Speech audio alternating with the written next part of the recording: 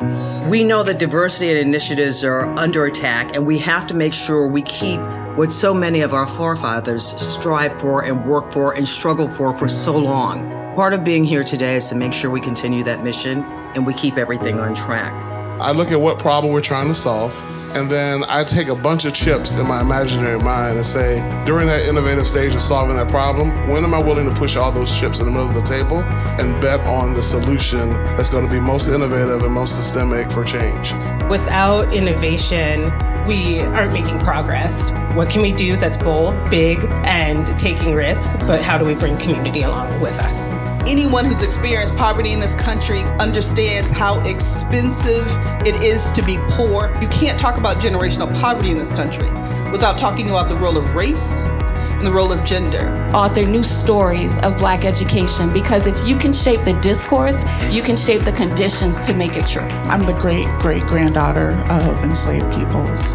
I'm the granddaughter of sharecroppers and the daughter of two people who had their labor exploited.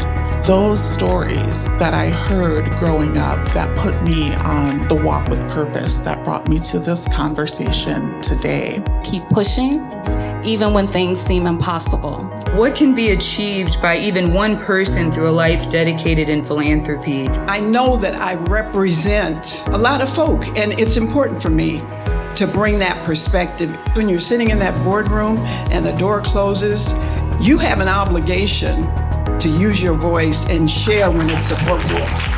The sacred sisterhood between Black women allows us to see the possibility in one another when we don't often see it in ourselves. Within all of the celebration are also stories of deep pain, of interactions that they have had in leadership.